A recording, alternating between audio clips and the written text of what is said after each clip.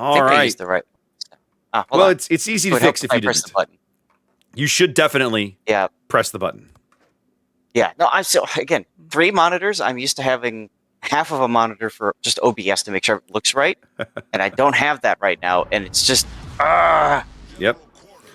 All right, Zaf. Hopefully, we don't do a radio thing. We'll see. Yeah. Ladies and gentlemen, it is game 2 of this best of 3 series between RESIN and CL. We're here in Group B of the international bracket group stage section of King of the Sea 18. As we spawn into North, RESIN coming to the dance with a Ragnar of their own this time. Backed up by Eagle Lance in a Delny, going gun reload. And a Laffy Zath. Oh, I'm so excited to see Laffy for the first time in King of the Sea. That's Mad Dog.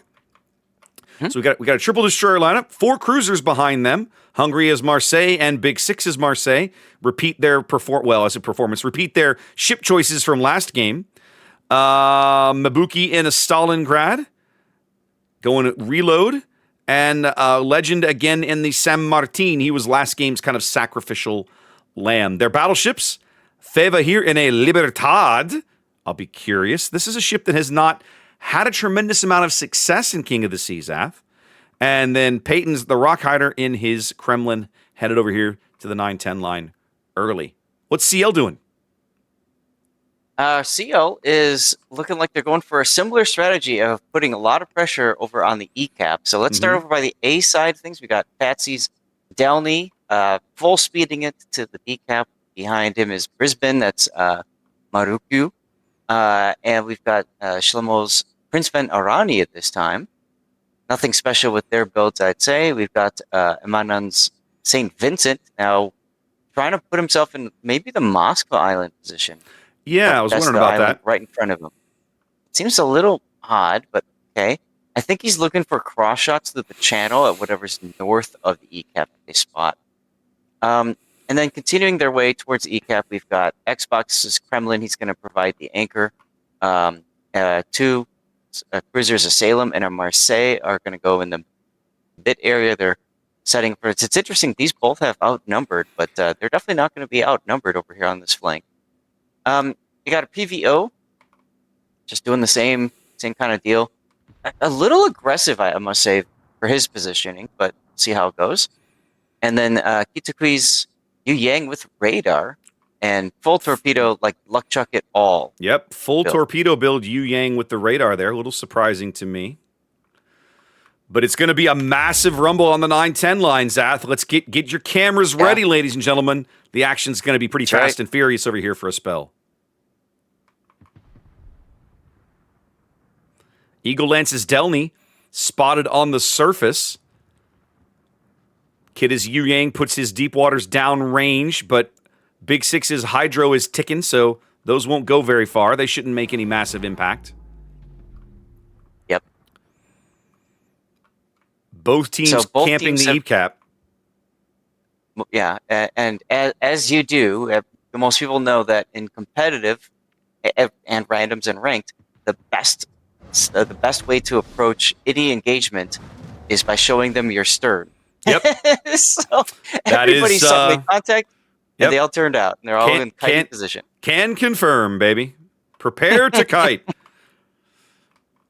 Now, I think what's going to be really interesting, of course, the Laffy grabs D-cap basically unopposed, and RESIN has quite a bit of firepower here north of the D-cap.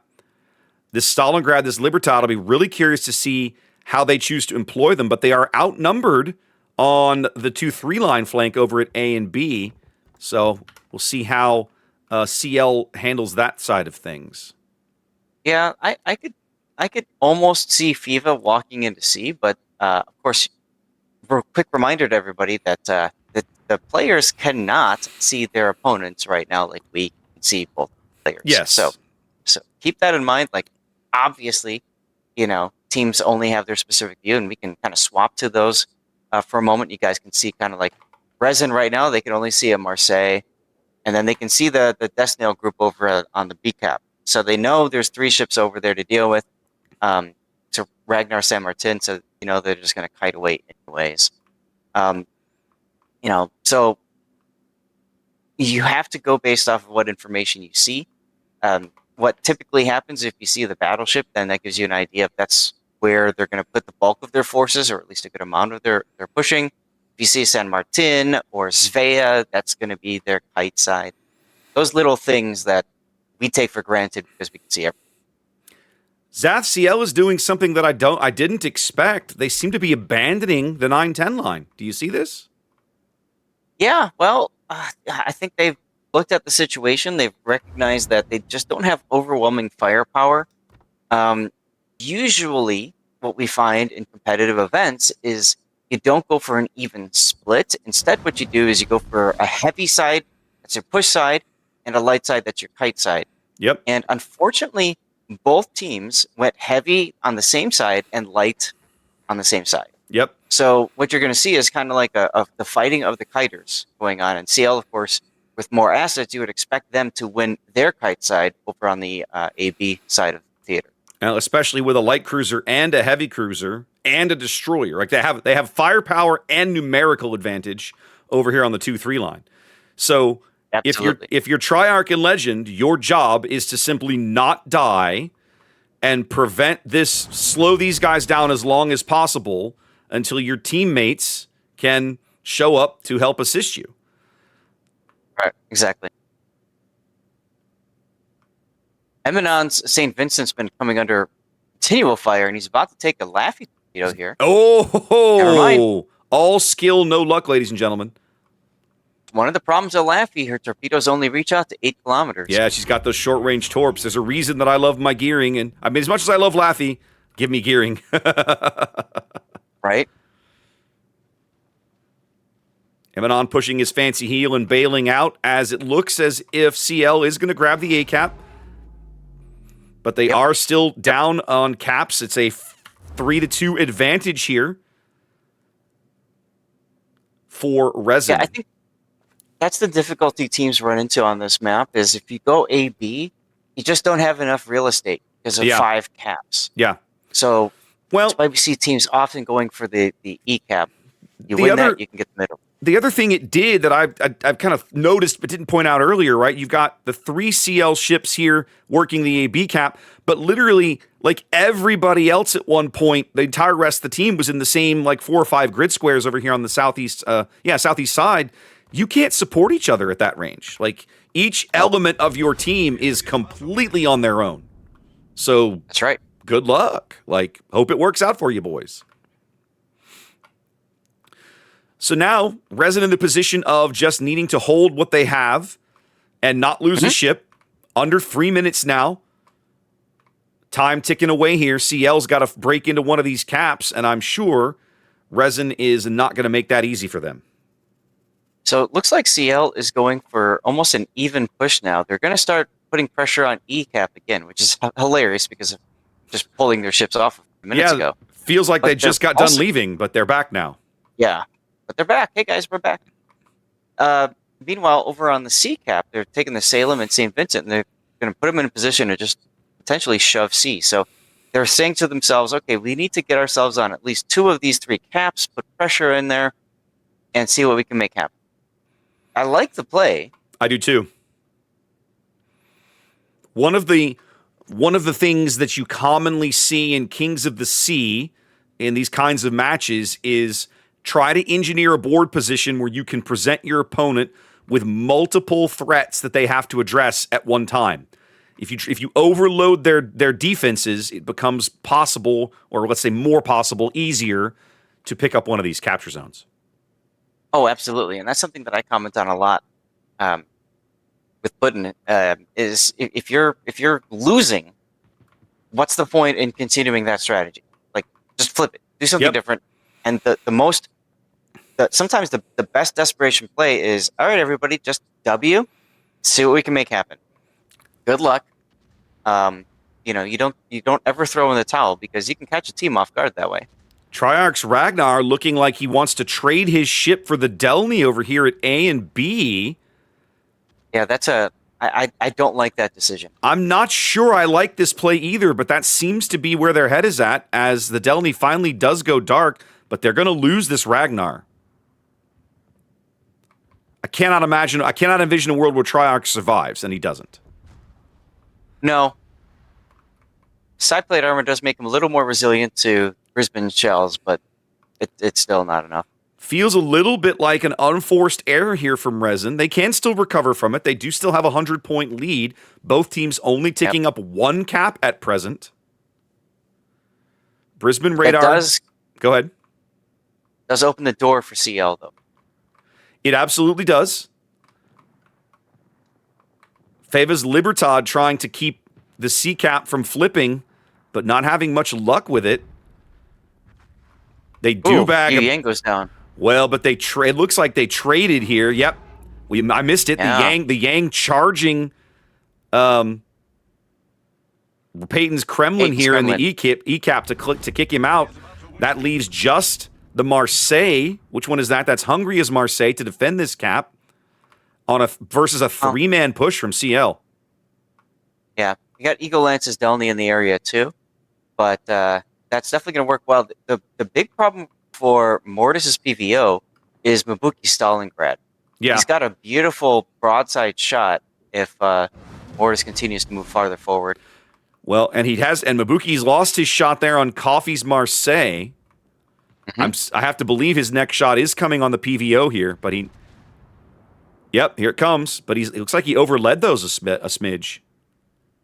Nope, I lied. He led those nicely, but they do lose the Libertad here north of C.